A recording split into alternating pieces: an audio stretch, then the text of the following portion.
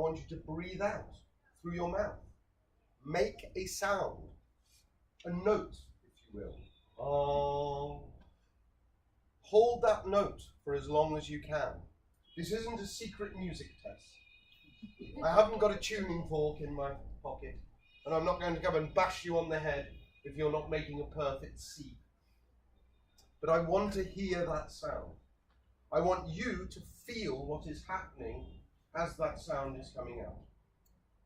As your breath begins to expire, your rib cage will naturally draw back together. These muscles, the intercostal muscles, will pull your rib cage back down. You'll force the last of the breath out of your lungs, and the note will start to waver. Like that. When you feel that happening, you can take your seat. Okay? So does everybody understand what I'm asking? Yes. Breathe in through the nose. When I drop my arm out through the mouth, making an audible sound, and keep that sound steady for as long as you can. Breathe in. And release.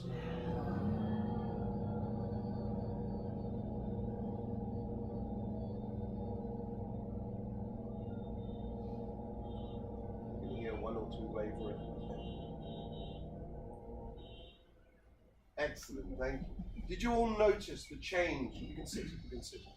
Did you all notice the change in your muscles as your breath got less and less in your lungs? Man, when you laughed, there was no breath left, was there? Because when we laugh, it's a big expulsion of air. And so the next thing we have to do is breathe in. And the moment we breathe in, we can't make any more sound. This is important. Because when we think of how children speak with all that enthusiasm, and they roar and they talk and they talk and they talk, and they don't breathe, and then they breathe and then they talk and talk and talk and talk and talk, and then they, right? That's how children do. Because they don't understand that breathing is punctuation. Breathing gives sense to language. Without pauses, it's just a stream of noise. With pauses, it has full stops, commas, complete ideas in sentences and phrases that people can understand. That's because punctuation, when it was first developed in the West, was about breathing. Thousands of years ago, in ancient Greece, there was very often only one person capable of reading. That person, their job would be to receive the proclamation from the Senate or the Council, the laws that had been written. And they would stand in the square with the people gathered around like you are now. And they would unroll their papyrus, the old paper on which those laws were written. And they would read aloud. And at the beginning of each line was a small mark, a dot or a loop, or a dot and a loop, or even two dots, one above the other. And what that said was, this is how much breath you need to read this line. What do we call a single dot now? A full stop. What do we call that little loop? And a dot with a loop? And two dots together? And they indicate different lengths of pause or different breaks between ideas. A full stop finishes an idea. It says we are now starting something new.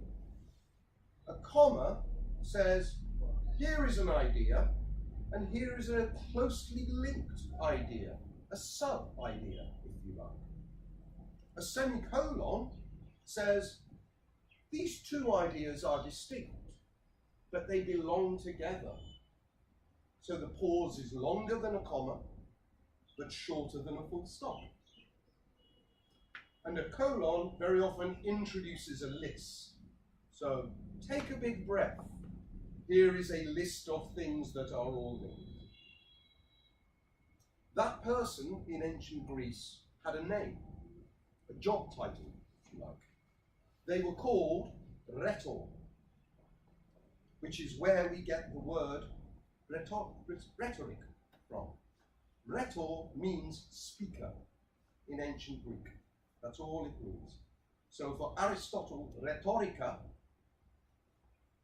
was speaking, simply speaking aloud, the art of speaking. If we don't punctuate our language, it becomes gibberish, garbled sounds that mean nothing. If we breathe in the right places, language becomes intelligible. Even the greatest speeches written in history require us to breathe and pause in the right places. I told you, I was an actor. I acted for the Royal Shakespeare Company. Cara, sir, in your experience of English, do you have much experience of literature? Yes. Do you know Shakespeare? Yes. What do you think may be the greatest speech in Shakespeare? That world is a space and where the actors and the actresses are performing or That's a very, very good example. All the world is a stage, and the men and women in it merely players. Julius Caesar, Act 3, Scene 1, Mark Antony's address to the crowd.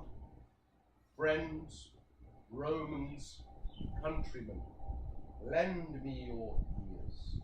I come to bury Caesar, not to praise him. The evil that men do lives on after them. The good is oft interred with their bones. But for me, as a philosopher and an actor, there is one speech above all, possibly the most famous of Shakespeare's speeches, in Hamlet, and it begins to be or not to be.